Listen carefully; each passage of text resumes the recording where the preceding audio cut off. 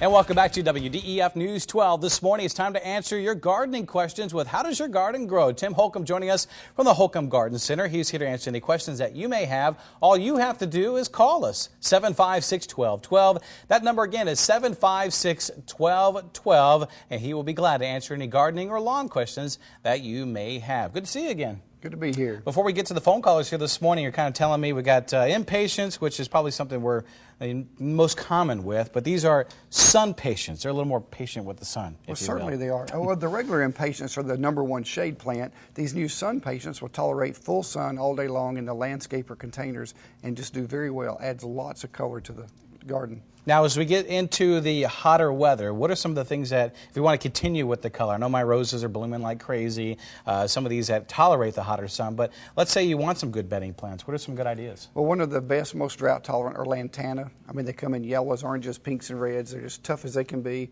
Also, the dragon wing begonias or any of the bronze leaf begonias do very well. They're very drought tolerant and will do quite well. All right, we're going to get to the phone callers. Once again, you can call us at 756-1212 if you have a gardening question. Donna is our first caller. Good morning to you, Donna. Good morning. How are y'all? Hi, we're doing great. So that's good. I have a question about, is it too late to plant tomatoes? Oh, no, ma'am. You can plant tomatoes up till the 4th of July and still get a crop in before cold weather.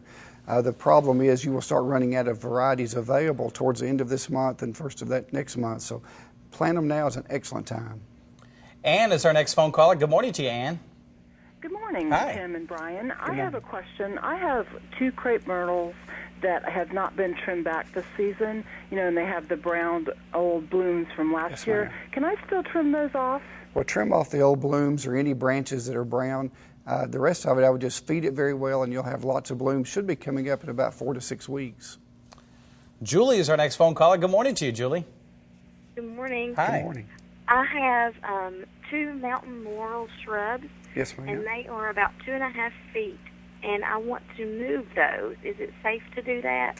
Well, it's best to do those in the winter from November to January. I mean, they're at the peak growing season now. We'll soon be going into the drier drought season. It'd be much better to wait till this winter, and when you do move them, water them good with root stimulator. Moving right along, again, we're answering your gardening questions at 756-1212. Feel free to give us a call. Gary is our next phone caller. Good morning to you, Gary. Yes, hello. Hi. Good morning. Go ahead. I was wondering what the name of those rose bushes are that bloom about all summer. It's just the one name. Well, Knockout is the name, and it's 10 years old this year, and there's a whole family of those in the red, the pinks, the whites, the yellows. There's also some other shrub roses do very well that come in oranges, but they have just taken over the rose industry, and they do bloom all summer long.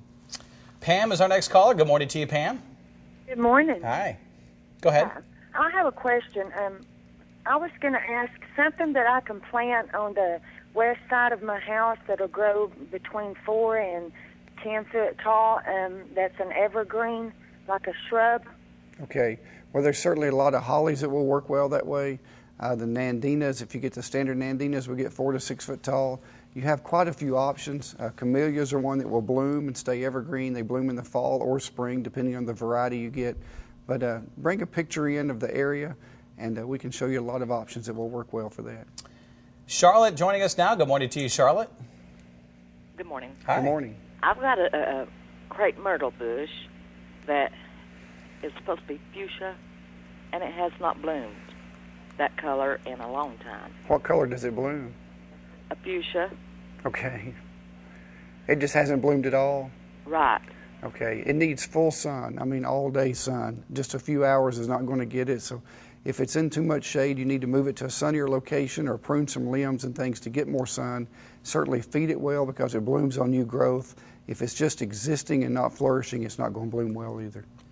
Darlene joining us now. Good morning to you, Darlene. Good morning. Hi. Hi, my daughter bought me a bougainvillea Yes, ma'am. for Mother's Day, and I'm not quite sure how to take care of that. Okay, they Can I love plant that outside? Well, it will not survive the winter, so leave it in a container if you want to bring it in for the winter and keep it from year to year. If you want it just for this summer, you can certainly plant it or leave it in the container.